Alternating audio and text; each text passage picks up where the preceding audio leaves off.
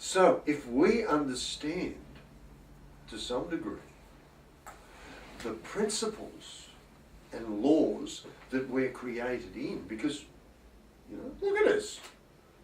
We work so good, all this shit happens, and we're just sort of stuck in this process. We've got to go and have a shit and all that sort of stuff. We don't sort of go, oh, I've got to make shit. It just happens. And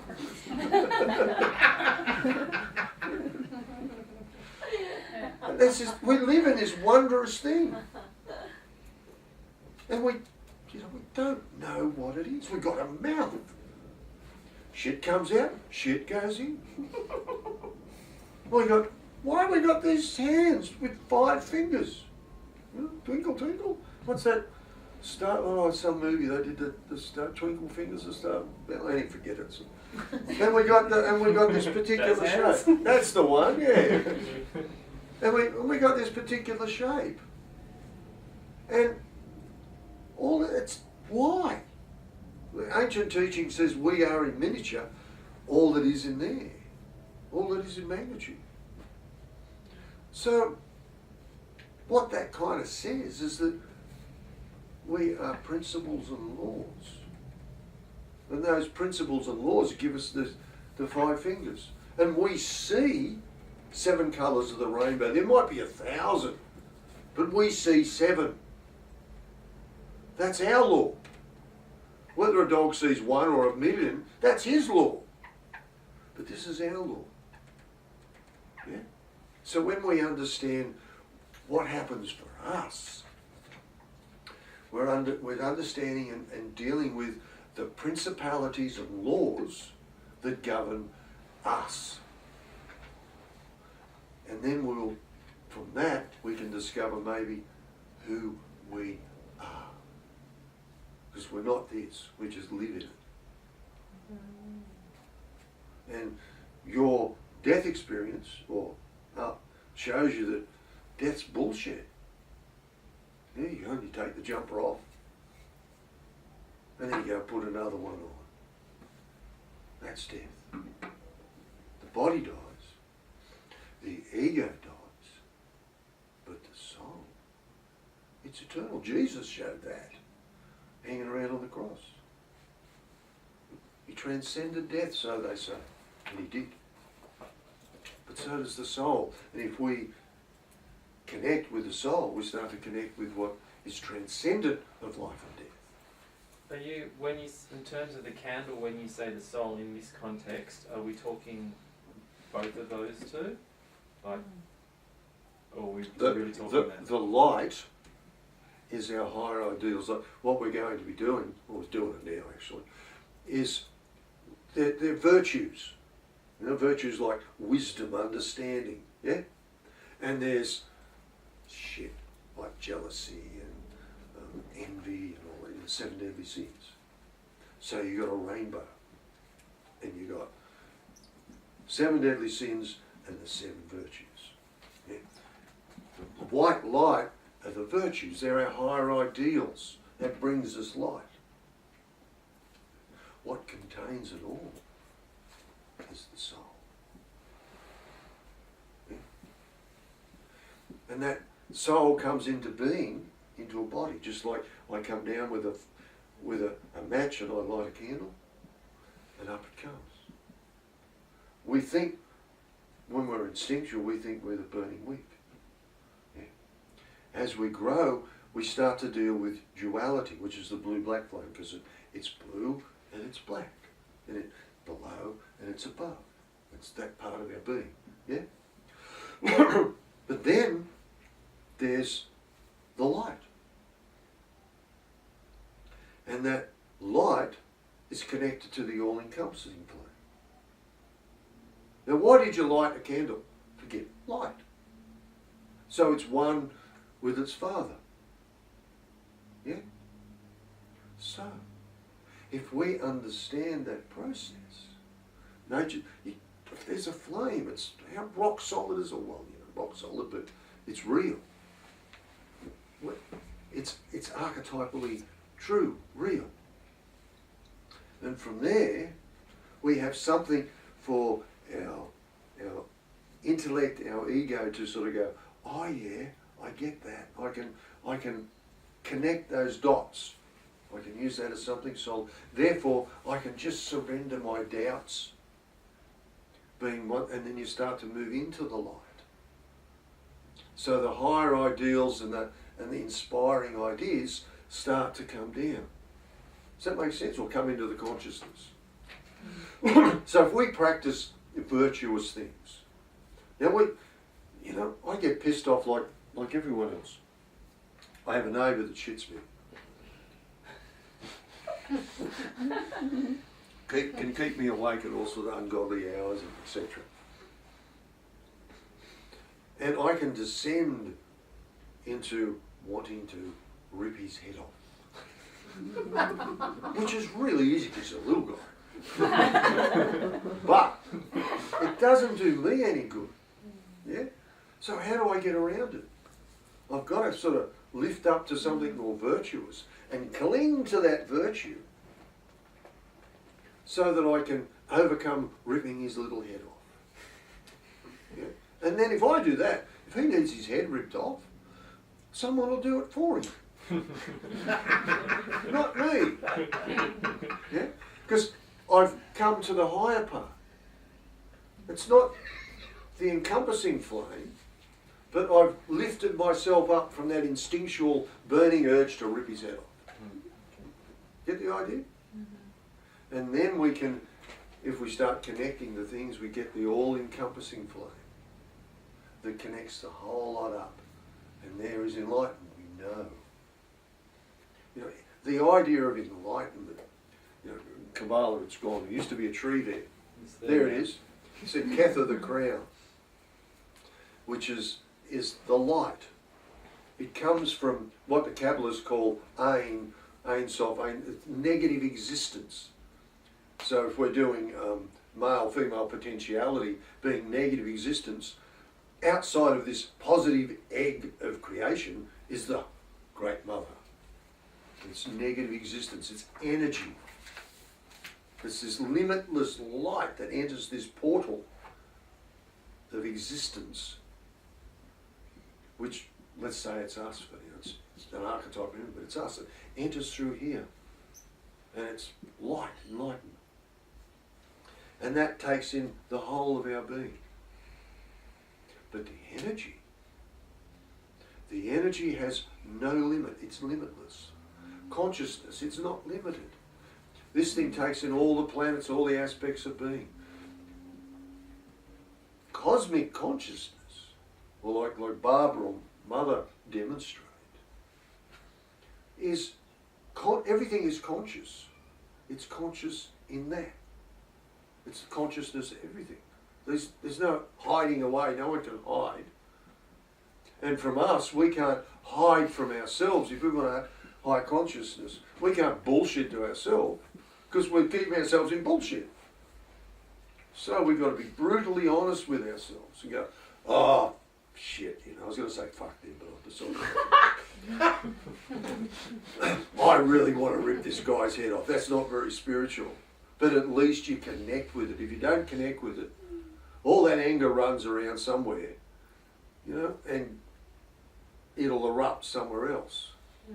Yeah, so if we confront it, we either rip his head off or go, well, I've got to overcome this. And we can deal with it. Yeah? It's that simple. A lot of this, what we're doing is really subtle shit, it's just subtle. Like one of the lessons in it, I can't remember the exact words. I'll have to look them up. They're very good, the words. I've photocopied them, not photocopied them, copied and pasted in different places, but I can't remember them. Anyway, what it is, we're talking about the 7 sins and the 7 virtues. Yeah? That's actually pi. You know the equation of pi? It's circumference, diameter. The circumference is 22 divisions. This is not decimal currency, it's the old stuff. It's 22 divisions, of which the diameter is 7 divisions. That means each of those 7 divisions is proportionate to the 22. Does that make sense? Mm. Took me ages to get my head around it. But that's that simple. Now what it does is it divides the circle into three. The line and the two sides. Yeah?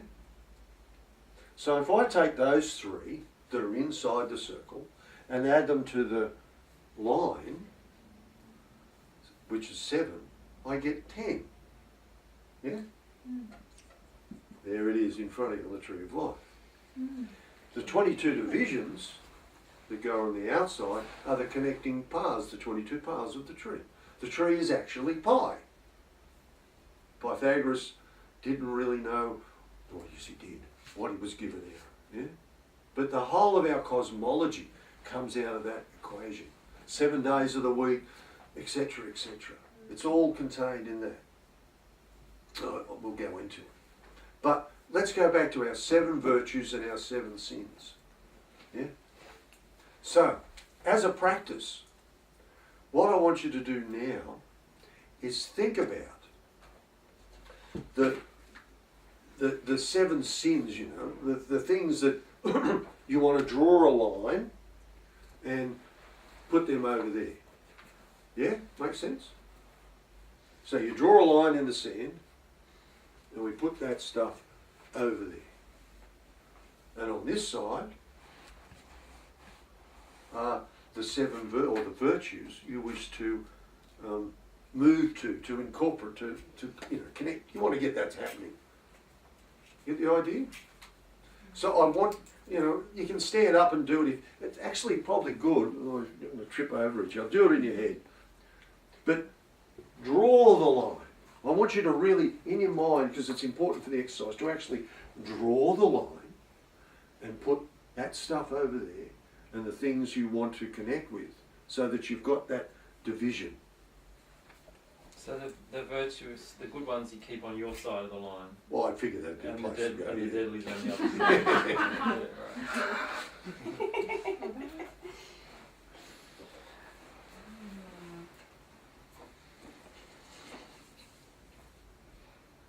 I like that a lot. Let's go with that one. I'm just setting you up. That's really nice. So, there we go.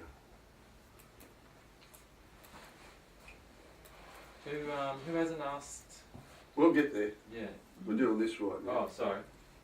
Just got to go with the flow. Yeah, no, alright, I thought we were done with that, yeah. You actually want us to write these down.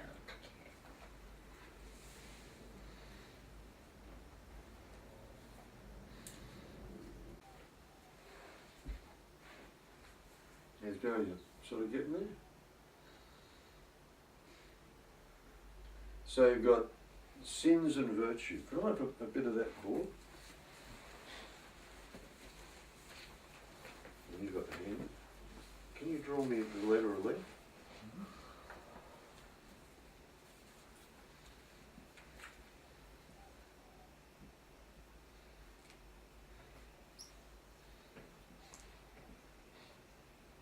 Okay. Make the leg a little more yachty. Just that'll do. That'll do for now. That's the first letter of the Hebrew alphabet.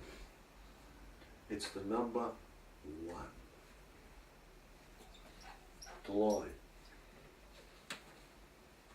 And it's known as the life-death principle. It's a duality. Yeah, because there's life and there's death. There's above the line and there's below the line.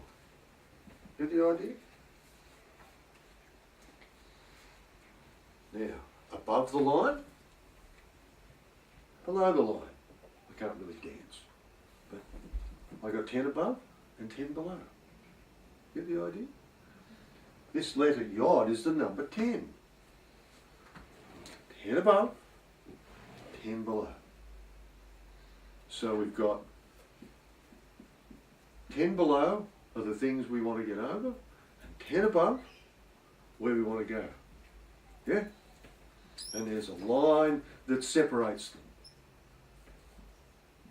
So we're actually got one there too. Drawing a line. However you want to do that, there's a line that separates it. So we're doing the first letter. Genesis doesn't start with the first letter, it starts with the second. Barefish, in the beginning. B sound, which is the magician, it's the house. In the beginning was the house. It talks about creation, not the creator. In the beginning, X happened, yeah? But one may be the creator. So we have above and below. And we are that. When you refer to the house, you're talking about our body as the house. Yeah. Born in a manger. The animal's house. God damn it. So, you've got below and above. You walk the earth on the feet. And you create with the fingers. Unless you're really clever, you can sew with your toes. No, You work it out. But you get the general archetypal idea. Our body's showing us this law. And it said, you know, it created the above and the below. Hermes says, as above, so below. There's all this, and Jesus said in the Lord's Prayer, on heaven as in earth. There's all this idea of duality, above and below. There's our higher ideals and our instincts that we've got to overcome or somehow transform. Yeah? Transmute, change. Get the idea?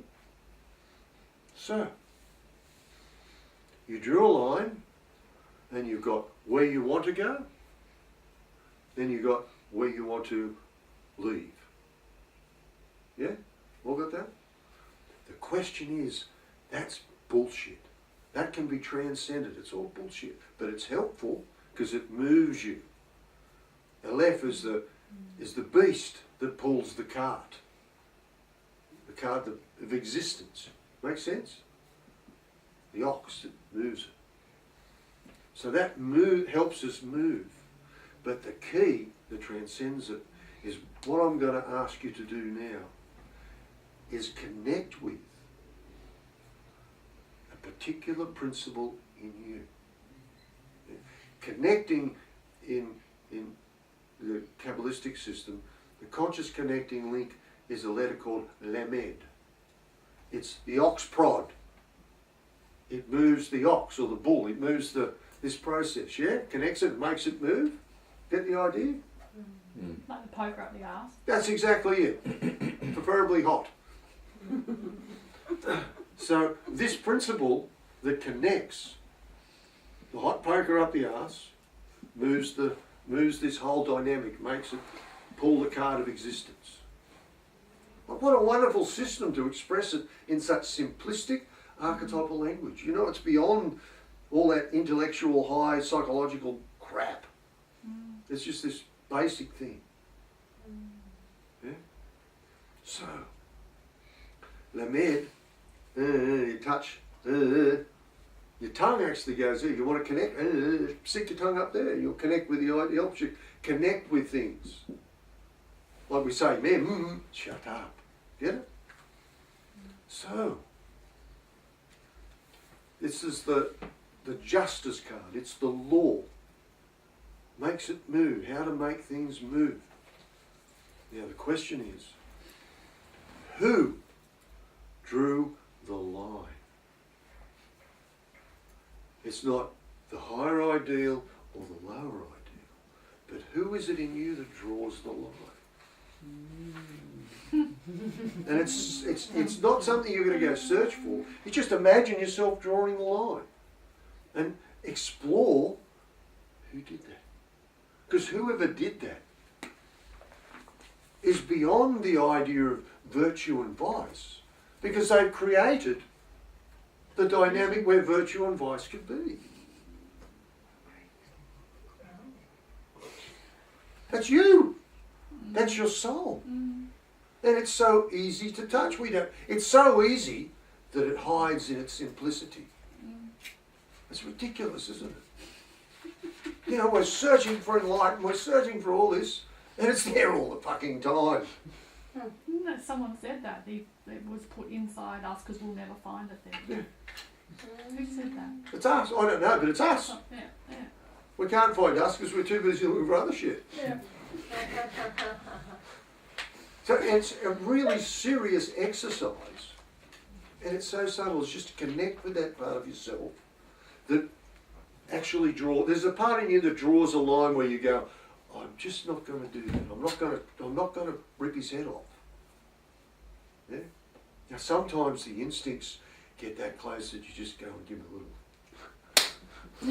You know, you might do something like that. The instincts will do that. That's okay. You know, he deserved it. But you understand, you know, don't go doing guilt and shit. There's a part of us that wants to draw a line. And it's in our conscience. Our conscience knows when we're doing shit. When we're out of line, when we're correct. That's it. Whatever it is, that conscience draws the line. And the more we identify that and actually connect with that, that's actually us. The rest is the ego. The rest is an illusion. It's bullshit. And if we connect with the line drawer, the rest, everything else is dogma. It's all bullshit. All this is bullshit. Once that's touched, because we've found the essential aspect that's really us. And that, the more we connect with that, the more enlightened we become, the more free we become. Yeah? How I relate to that is, for a number of years I've been noticing, like I might ask myself a question, and the very first thing that comes into my mind is always right, which now I'm seeing is my soul. Whereas then I hear this other voice a split second later going, oh, no, you know, well then there's something on that side, and then there can be enough things. There's a whole crowd of them in there. There's a whole, yeah. But yeah, it is that first thing, and I've just got to, every time I've paid attention to it and I've done whatever it said, it's been right. I did exactly that when I couldn't work out whether to bid for a particular place on auction that I actually really, really wanted. And I was in two minds for so long, and the day before the auction, I asked myself out loud, first question was, no. Good answer, yeah. And I withdrew. That's, I've not regretted it. and how many of that, all that shit that sort of, you know, the desire that wants this and wants that, Oh, gets in the way. You don't have to go on a great big search. There it is. You're sitting right in it now. But it's actually connecting with it and allowing it to be the dominant force rather than the bullshit that's our ego. Now we can go home now. That's just something. I just placed Is that for a second. Is that your gut feeling, your intuition? Is that the same thing? Yeah. But it's even simpler than that. It's just connecting with the principle in yourself that just goes, that knows, no, that's not the thing to do. You wouldn't have that like some people that just doesn't, they don't, no awareness of it whatsoever. They haven't connected with any conscience. The ego's just totally dominating them, and they're just going from desire to desire. You know, they're politicians and all that. You know, that's where they're at. But you guys are here. And so it's not as if I have to wake it up, or it's just go, there it is. And it's so ridiculously simple that the intellect can't get its head around it. It tries to sort of think about it, but it's what you do. Now you said it comes into the mind, yeah? The mind ain't it. The mind is creation, yeah? It's outside the mind. And it can put something into the mind and go fetch. I want to know about dog turds or something. Go fetch, go tell me about it. Well, you go and trade in one and you know all about it. You know, it does that. You ask, you put it to the mind, go fetch this. That's how it does it. But we don't know that. The mind is its creation. Did you say? The mind is creation is the mind. All that is mind. Oh, okay. That's what Hermes said, you know. Creation is mind. It's all mind. Mind you. It might be something else, but They put it in the Kabbalion. They put it as the universe is mental. yeah, mind.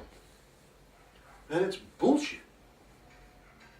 It's just like a television screen. Put it in, go fetch. Brings it back. I want to experience, and when we connect, I want to experience, oh shit, we tread in it. We've got something running in the subconscious, a program, a certain belief, and you keep running into it, running into it, running into it, till you eventually go, fuck this, I'm going to believe something else. You know, belief is bullshit. It's really, it's bullshit. But it's a horse, and it pulls a cart. And if you don't like where you're going, then have a look at your beliefs. You know, don't believe a bloody thing. No, because the guy that draws the line, he knows, she knows. No, that's you. That's not me. It's not anyone else. It's in you, and it's so accessible. It's too accessible. You know, when we cark it, this falls away. But we don't. When we're born into a body, but we ain't the body. We're the consciousness within it. And the body, all the cells and everything is all conscious. And depending on where we are in our consciousness, has a great effect on what that happens. You know, like you try an exercise. I've been trying it for a while, and it's not bad. The old schools of philosophy, they have this thing: you are not the body.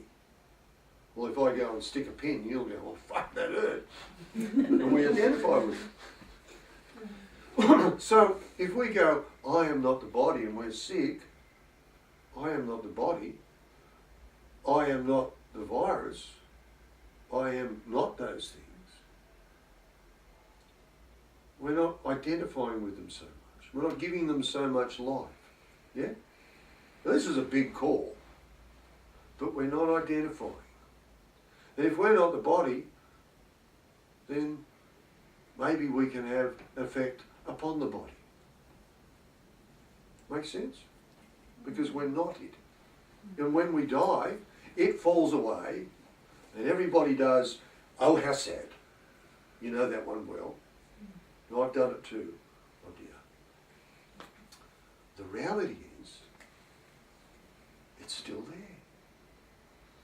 It doesn't go. It's the line drawer.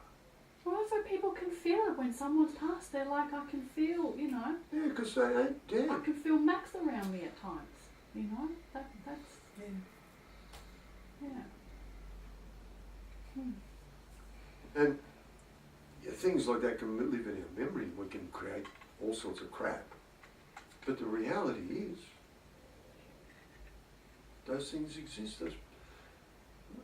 Every culture but our sophisticated, intelligent, scientific culture has enough sense to honour its ancestors. Every culture but this stupid one we live in. Like, either we're so smart or we're so dumb that we've missed that. Every culture. And all these other cultures that honour the ancestors are all magical and spiritual and in harmony with the earth. I reckon we're fucked up. Yeah? Yeah, big time. It was taken away. Like when I can only speak from my own experience, but in conscious death, you go through, it's just the flame. The wick goes out, the body dies. then there's the passage through the blue-black flame. Now, if you look at the blue-black flame, when you burn a candle, it's quite attractive. It's got a really nice blue bit at the bottom.